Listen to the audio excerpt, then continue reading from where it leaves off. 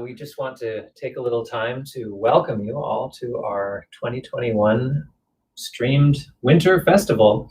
Today was the first day. Our first week of musicians have all arrived and have all tested negative. I'm going to let Connie talk a little bit about the safety protocols we have in place.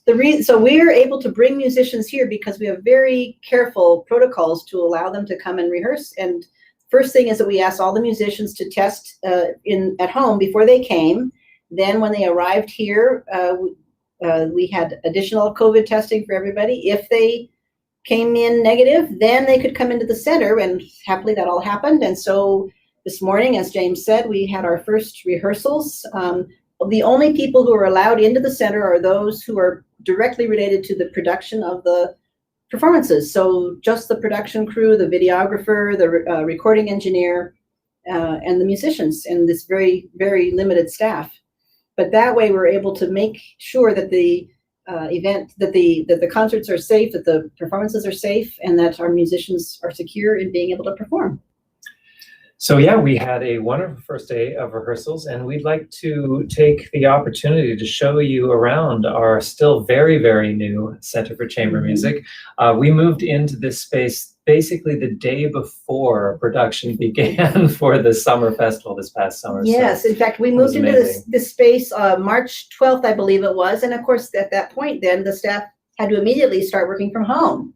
So we brought the boxes in, and then we all began to work from home. And during the spring, James and I spent a lot of time converting our plans for a live summer festival to a virtual summer festival. And many of you enjoyed that. It was very successful, and that gave us the impetus to know that we could then produce this online winter festival.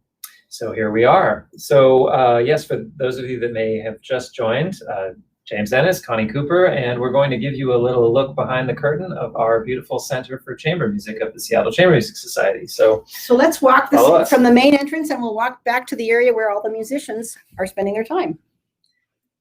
We're walking past the administrative area where the desks are. That's not so important or not so interesting. It's very important, but not so interesting. And we'll move on towards the area where all the magic happens. Yeah, where all the magic happens. So we're walking down a couple of halls here through the center. And here we are now coming into the kitchen area. And here we have taking a break. Yeah, this is where we like to feed our faces. We've got Mark Kossauer and Junie Wasaki. Yeah. Enjoying some refreshments. It's looking good, yes.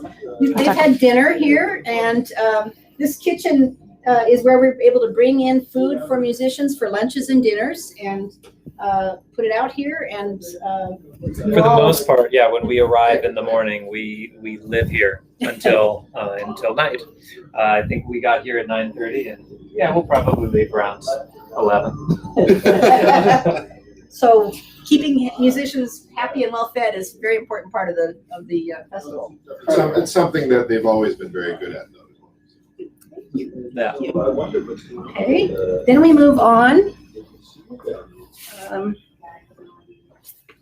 We're going to take a quick look in the first of our 3 rehearsal spaces. This one is particularly special to me because it is the James Ennis rehearsal room, but this was a very generous gift of our dear friends, James Penny and Laura Lee Young. So I'm sort of using this as my little office right now, but this is a good space for rehearsals of probably up to 5 or 6 musicians. And it's a beautiful view across 6th Ave. And now we're moving into the lobby area, which right now is set up with tables so that the musicians can gather here for their meals. And the most important thing about this is the beautiful wall that shows all the beautiful donors who've made this space possible. We have a lot of friends on that wall. And Andres Diaz. Hey, buddy. How you doing? Good. Where'd you drink? Oh, I'm out. Oh, yeah. I'm not your waiter. That's Chu. Beth. Hi, James. Hi, Connie. Hello, Beth. We have really good Wi-Fi here, so this is where people can get a lot of their emailing and correspondence taken care of in their off time. Yep, I'm working on some Boeings right now. It's thrilling. Very exciting. And then we're coming into the package room. And here we are in the package room. Max. Hi, everybody. Max is practicing. Trying to practice, trying to get ready. I don't want to disappoint you with a concert. Trying to practice, and we're busy distracting him. But yeah, this is a beautiful big rehearsal room where we have groups of, well, we can really have groups of up to 5, 6, 7 people in here. So it's a great sponge. Max, I just wanted to show off the room. Thank you. Thank you. We have another beautiful piano out here. This is our most very- recent acquisition. A beautiful piano that was a gift from a very lovely and long-standing friend of the organization. So let's move into, actually, let's take a second for this beautiful painting of our beloved founder, Toby Sachs. This painting was in a prominent location in Toby's home for many, many years, and a lot of the musicians who've been with us for so many years not only remember Toby, but remember seeing this lovely painting in her home. And of course, Toby, as our founder, is the inspiration for all that we're doing here. So let's move into the main room. This is the Dr. Kenan Hollingsworth living room. And See the this, sign? oh yeah. And this is really, this is ground zero for what we're doing with the performances and the tapings for this festival. So come on in. Right now, it's sort of equal parts living room and production house. We've spent a lot of today with our videographers, with our sound engineer, getting things ready. We begin recording tomorrow at 4 p.m. So it's coming up quickly. So they brought in a lot of equipment for the engineers. Has placed a lot of the microphones, and now the each performance will have 3 different ensembles, so the configuration will change. This is set up right now for a string quintet that'll be on the first concert that's released on February 3rd. Well, Connie, you want to take a seat? Let's go sit over here. And if anyone who's watching has any questions or any comments, we would love to hear from you. Right now you're looking at our sheet music collection, which is very lovely. Let me see if that works well. It does. So very nice. We'd be happy to answer questions. So glad that you're here joining us in the center, getting ready. The musicians will be here rehearsing and recording for 2 weeks, and then starting on Wednesday, February 3rd, the first concert will be released, and then they'll be released every Wednesday and Saturday for 3 weeks, and they'll remain up until March 15th. So you have lots of time to enjoy the performances. And if you're watching this, you're probably aware that we have a number of other events during these filming weeks of chats with musicians, little sneak peeks into rehearsals. So please keep checking the Seattle social media pages and our website, and do stay in touch over the couple weeks that we're all here. It's really, for me, getting to be here for both weeks is a very special experience. It's like my home away from home. That's right. That's right. So, do we have any questions? Yes. There's a question about how many musicians are here, how many will be featured at the festival? It's a good question. Right now we have 8, I believe, the first week, and the next week is 9 plus 10 for one of the concerts, I think. Correct. Yeah. Yeah. Yep. So so whatever that is, a total of 18 musicians. That's right. Yeah, and I gotta say, for speaking as I fill sort of a dual role here as obviously a representative of the organization, but also as the representative of the musicians and sort of an advocate for the musicians. And all of you that support this festival and support this organization, it means so much to all of us to have the outlet to play, to have the opportunity to make music right now when there is frankly so little of that going on everywhere else. It's I was mentioning earlier today to some people that in many ways, what we're going through right now in January is about as bad as it's been in the music world for the last 11 months. Things are shut down, and thanks to the great support we've had for the Seattle Chamber Music Society, the great support we had for our summer festival, we're able to do this, and for all of us players, it means a very great deal, and we certainly hope that our music will mean a great deal to you. That's great. That's great. Question for James: how does it feel to be back in Seattle? Well, it's always great to be back in Seattle. You know, it's obviously it's a different Seattle right now for me. It's a very primary responsibility for me to stay healthy and to stay safe. So once I got to Seattle, I'm not really experiencing Seattle too much outside of these four walls, but these four walls are very special. So it's great to be back, and I certainly can't wait to be back in more normal times where I can see all of you in person, to interact with the audiences, to play for live bodies, and to enjoy the wonderful city. What I'm gonna paraphrase here. What has been different about planning a festival at the center versus, because this is the second one that we've had here, but the only festivals we've had in the center have been on online, virtual, digital ones. Yeah. Mm-hmm. Well, I don't know where to start with this. Yeah.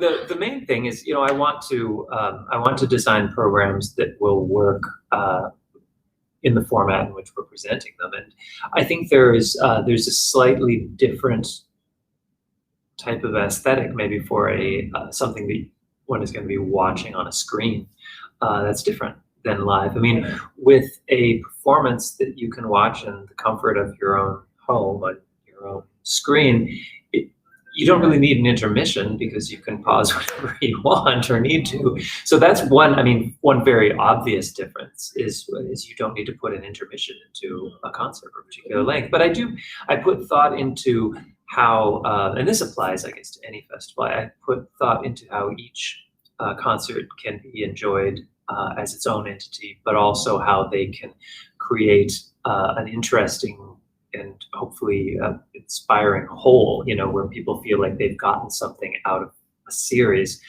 But you know, in a room like this room is a beautiful place to play, a beautiful place to record, but it's not huge. You know, I'm not going to program a piece for 8-10 musicians, and then of course there's also those issues of just one can only really comfortably have so many people at any given time now.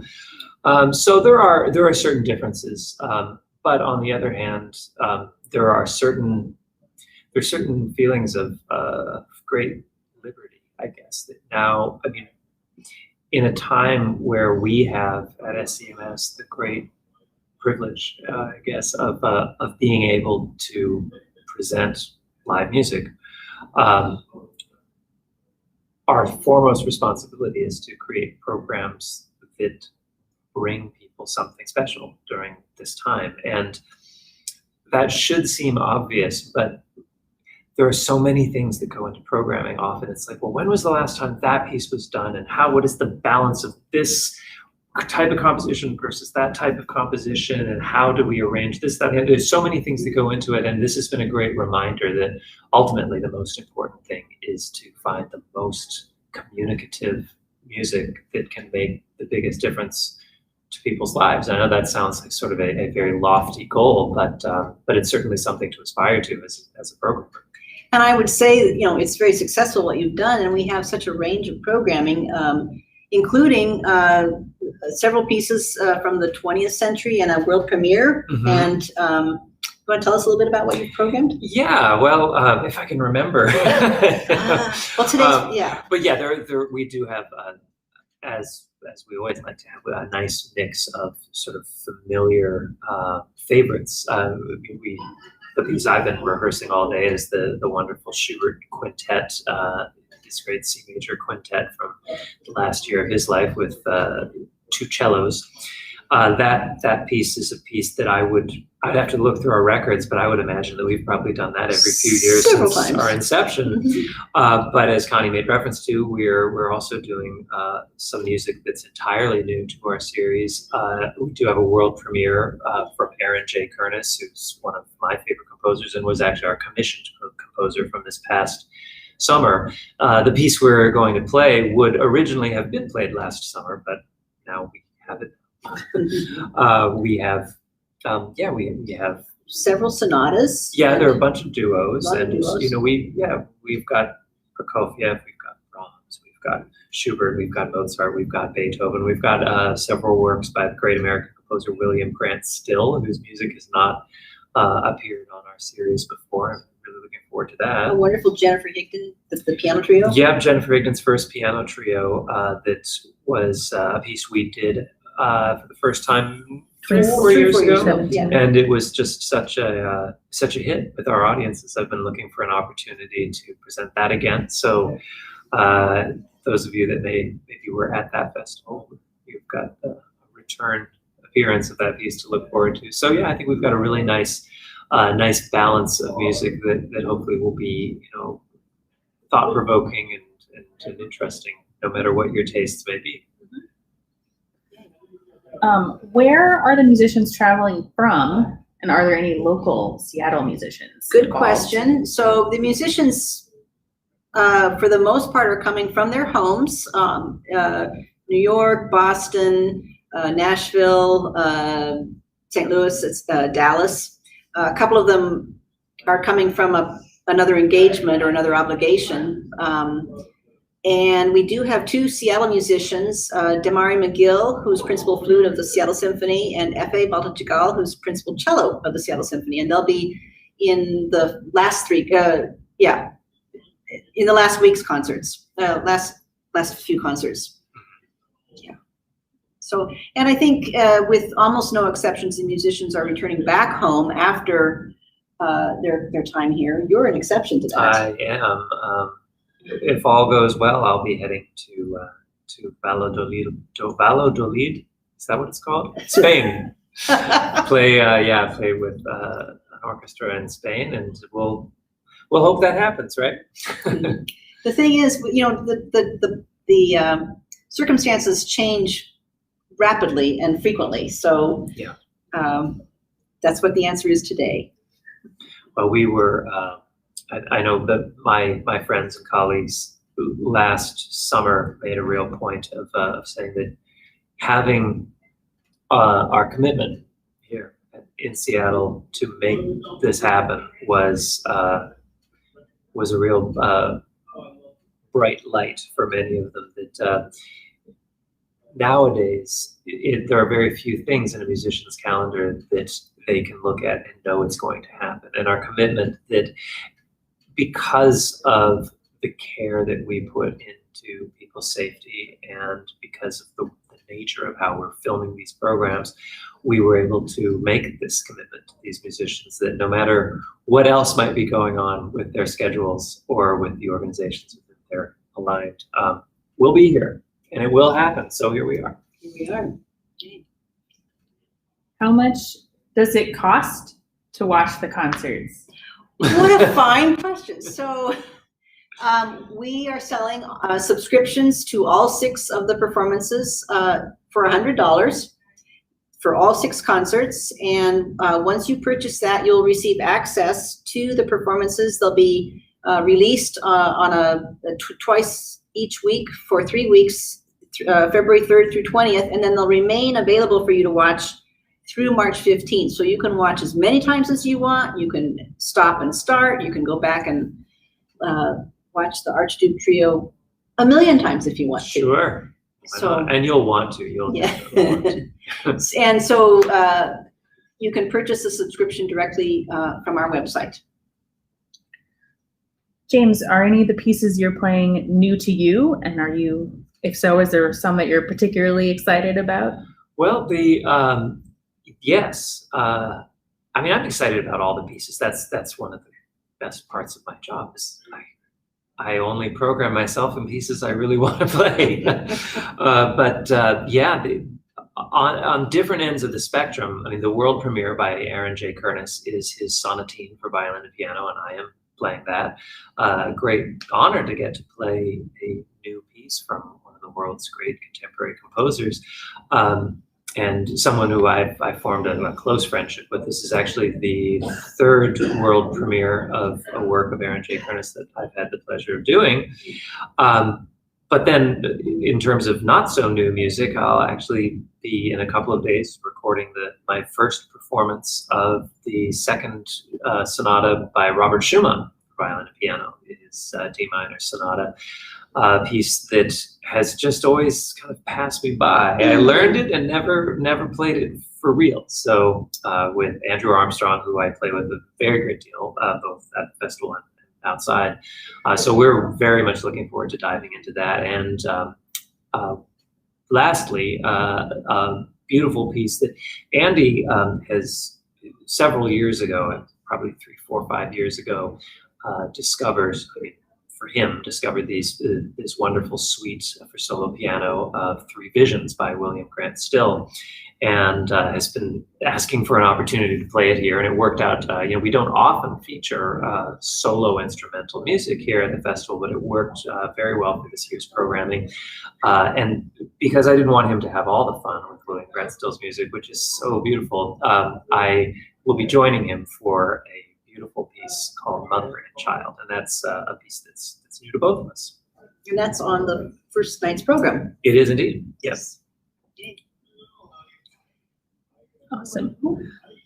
Just one more question, I think, which is what exactly is coming up next? Are there some other things this week that people should tune into? Can you tell us about them?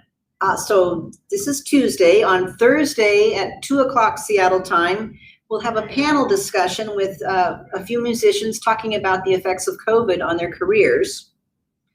And that'll be available through the same format that you're watching this. We have an open rehearsal on Friday at 11 o'clock. I think that's right. It might be 11:30. 11 or 11:30. We'll check on that. I'm pretty sure that's the Beethoven Archtube Trio. Was that? No, that's that's the Smetana Trio. Smetana right? Trio. Wonderful. Yeah, sorry, and then we have another open rehearsal on Sunday the 31st. Mozart Quintet. Perhaps. We're sort of in that stage of taking it a day at a time. Yeah. The days are pretty full here, lots going on, and we are looking forward to giving these little peeks behind the curtain. But yeah, rest assured, the days are busy, the days are long. And we may be able to offer some more behind the scenes looks as the days go on. But so just keep your emails. Be aware of the emails because we'll be sending out notices as things come up. Fabulous. Thank you all for being with us. Thank you for joining. Thanks so much for your support of the organization. And we look forward to seeing more of you as the weeks go on. And we certainly hope you enjoy the music. Thanks for being here. Thank you. Bye-bye.